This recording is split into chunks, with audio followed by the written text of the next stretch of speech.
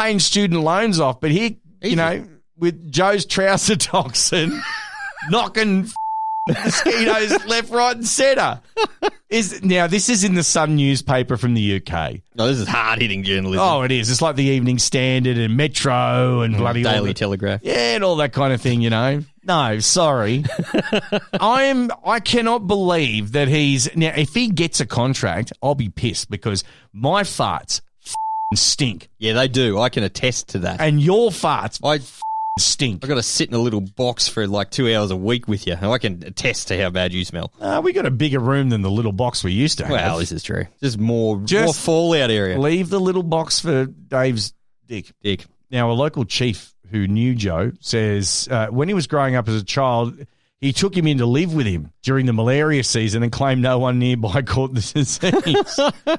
Now, he respectfully drops the bloomers and it helped eradicate the insects. He does his thing and they drop like flies. Now, Joe said, I eat ordinary food just like everyone else, but no insect can lay a foot on me, not even a fly. Oh, if you get drop flies now, he's definitely coming to my Christmas barbie. I want there to be a combination of reality TV shows, and I'm going to go through these right now.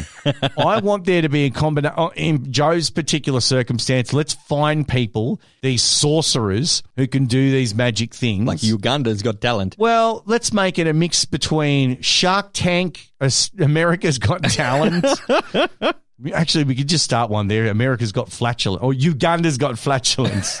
And then just do that. And like, okay, I'm going to buy your trouser toxin, can it, and by God, we're going to save the world from malaria. What do you think? I like it. I'll give you 60% stake, and I want 100,000 of the first 50 orders. Yeah. Yeah.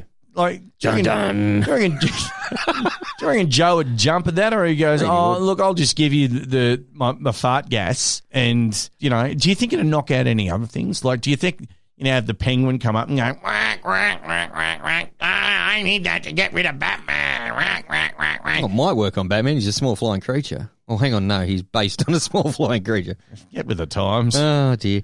If Joe's farts can kill malaria, right, it's like the old story, you know how in the Amazon jungle they reckon there's a plant that can cure cancer that no one's ever found because it's so vast and there's all this stuff like natural remedies that we haven't found, blah, blah, blah, blah, blah. Sure, it's called marijuana.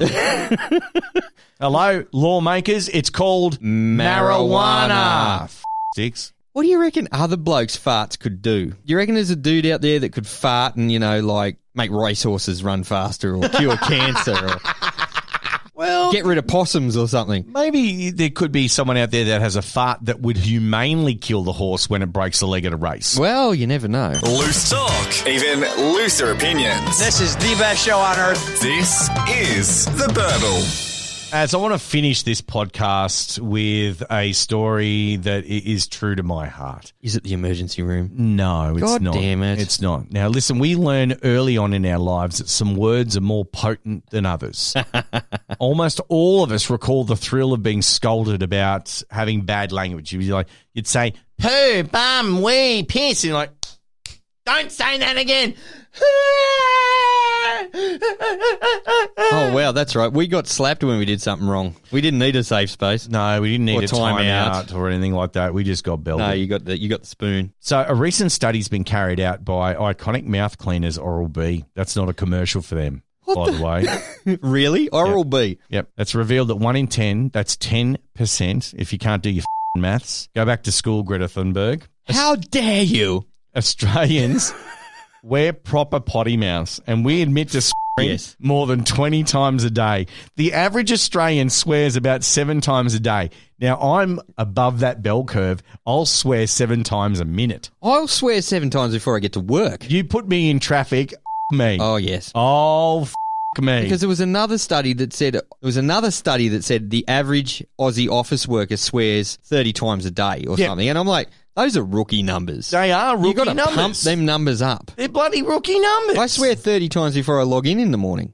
Look, even and let's not even include the amount of swearing that goes on inside your head. Seriously. I'm swearing right now. I'm swearing right now too. So they say the average Australian swears about 7 times a day. Meanwhile, 18% of New South Wales and WA residents claim to not swear at all. Bullshit. I call bullshit. They're the on same that. people that tell you they don't wank. Yeah.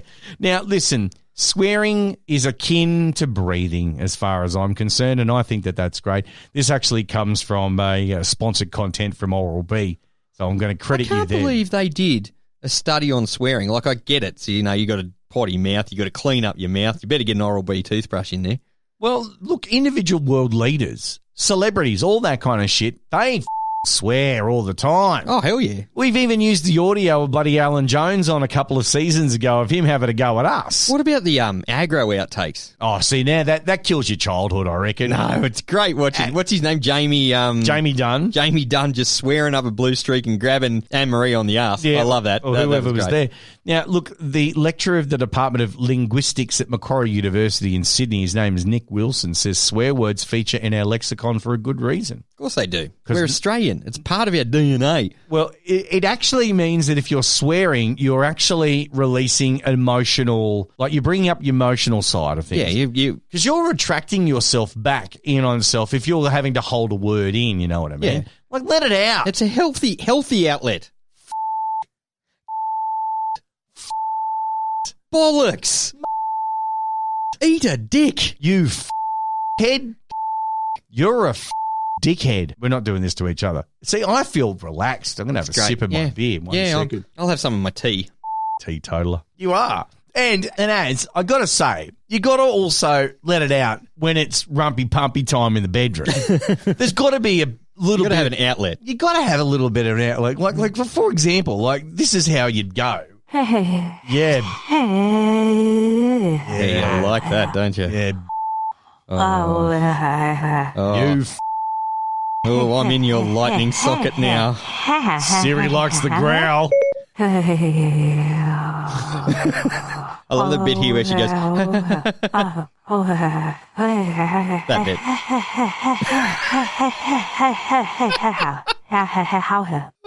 And Siri's an Australian chick. Crying. Oh, we're going again, aren't we? Yeah, we are.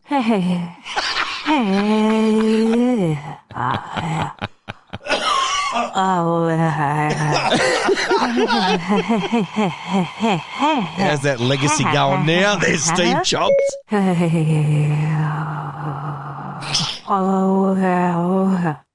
I hope you don't have kids in the car right now. Or in the next car over. On a positive note, everyone listening to this on an iPhone, your phone's now pregnant. This is The Burble with Benny and Az. Theburble.com.au. Find all of our podcasts there of all seasons. You can also find us on Apple Podcasts and Apple iTunes. Subscribe there and leave a comment. We would love you to do that. Just not you, Siri. We're also on Spotify, iHeartRadio, Google Podcasts, and a whole slew of them. Now, here's the bad news. You are going away on holidays and didn't clear it with me. That's right. So, unfortunately, this is the last we see of you this year. Yes, it will be. I hope you have a Christmas then. Thank you very much. Leaving me in the lurch. I can't do this thing on my own. I need a chucklehead, ninny, shithead over. Get Siri in. No. You just sit there just diddling her chips all day. Just I don't give a shit if Siri's flicking the bean. I don't care. I don't want that. That's not entertaining content. All right? All right. Well, I'm going away for Christmas. That's just how it is. And good. We're having a mid-season break. Well, I don't know. Christmas. I don't know about that. I might get some other people in on this podcast and actually make it funny for once on the other side of the bloody desk here. Right, I see how it is. All right. So, look, I'm going to get all soppy here for a second. What, do you run out of beer? No, have a Christmas. No, have a good Christmas, bro. Thank you very much. You too. Enjoy your family. You. That's the worst insult you could ever enjoy my family. You love them. Go and Merry Christmas. Off. Is it over yet? The answer is yes. Oh, thank God for that. Hit us up on the socials and check us out at theburble.com.au. And don't forget to subscribe and share us with all your mates. Thank you for sharing. And here's the good news. They're back next week. Really? That's good news? It's great news. Here's the taste.